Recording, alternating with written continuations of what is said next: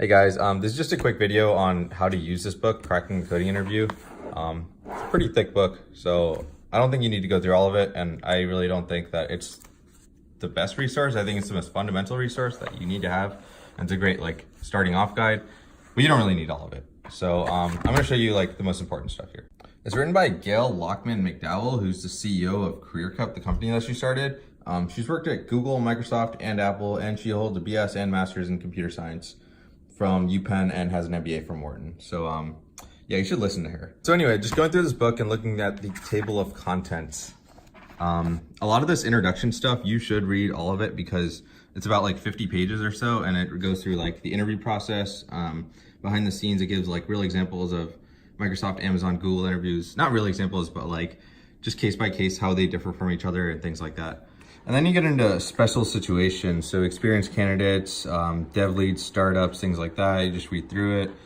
Before the interview, writing a great resume, just read through that. And then behavioral questions. I think, so Microsoft asks behavioral, Amazon asks behavioral, Google does not, and Facebook does not. I don't know about Apple and Palantir, but Google and Facebook do not ask behavioral, and Amazon and Microsoft do.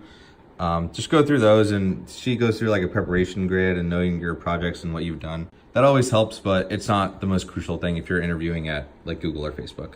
Big O is super, super, super important. Do not go into an interview without reading this section and understanding Big O completely and mastering that topic. Time and space complexity, get asked every single interview for every single algorithm that you'll ever do. And if you don't know this, it's an immediate flag that you will not get hired. The section technical questions is pretty cool because she essentially builds you a step-by-step strategy guide to solving any technical problem. I kind of created my own strategy. I didn't really vibe with hers too much, but this is hers and you can use that if you wanted to. Then she goes into offer and beyond, accepting, negotiation, things like that. And then this is essentially the meat of the entire book, interview questions here, data structures and concepts and algorithms.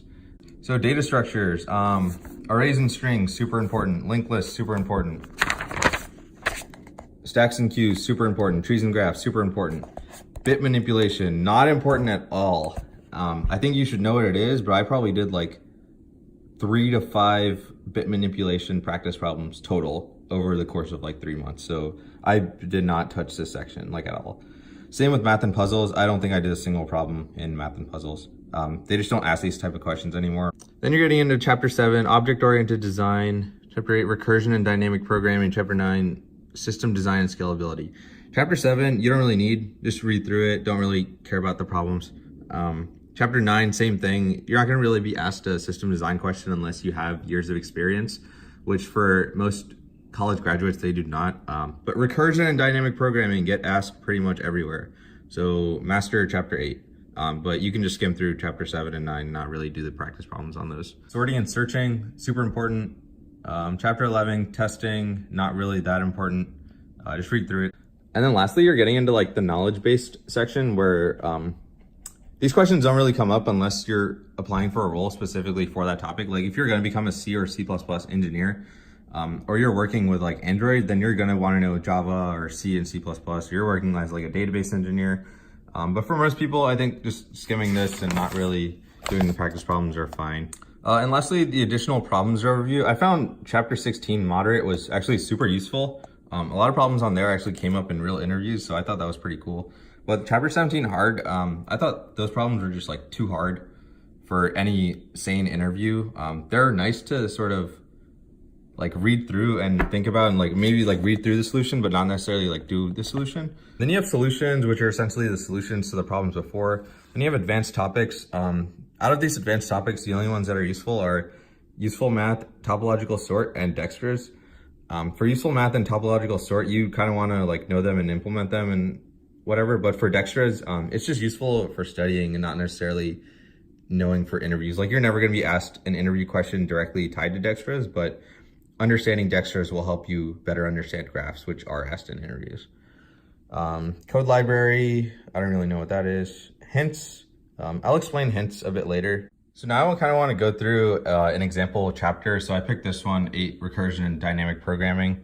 So this book essentially starts off each chapter by a how to approach, bottom up approach, top down approach, It just gives a background on the topic itself and gives like a small, brief explanation on what the topic is and how it's asked in these questions. For a more detailed explanation of these topics, I recommend going to YouTube and looking up like lectures on this stuff. There's so many good lectures from like Harvard, MIT, Stanford on recursion and dynamic programming that are way better than this resource. But this is like a brief 3-page summary of all of it.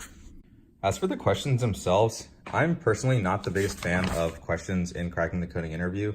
I think some of them are just like way too hard. Like 814, I remember struggling on this one forever. And like Stack of Boxes, these 2 questions in particular, I was just like stuck on these forever. And they're just not that useful in questions because they're not gonna be asked in interviews. But like Power Set, great question. Permutations, you need to know this stuff. So I'd probably do like a couple problems in this book, but then after a couple problems, I would migrate completely over to LeetCode because LeetCode is by far the best source of practice problems for any coding interview. I think it has 1150 questions for you to answer, and there's like community, there's forums, there are discussion boards, and you can sort by the problems themselves, or sorry, the companies themselves. So like Uber, Google, Facebook, Microsoft. So probably like 95% of my practice problems came from here. So lastly, in summary, you're gonna read all of the introduction section first, and then you're gonna start going through the chapters, arrays and strings, linked lists, stacks and queues, trees and graphs, recursion and dynamic programming. And then you're gonna skip to chapter 10, sorting and searching. And then after that, the advanced topics that you probably should know is useful math, topological sort, and Dexter's algorithm. And then third step is just to LeetCode a lot. But in terms of getting what you need out of Cracking the Coding Interview itself, I think this is a solid start.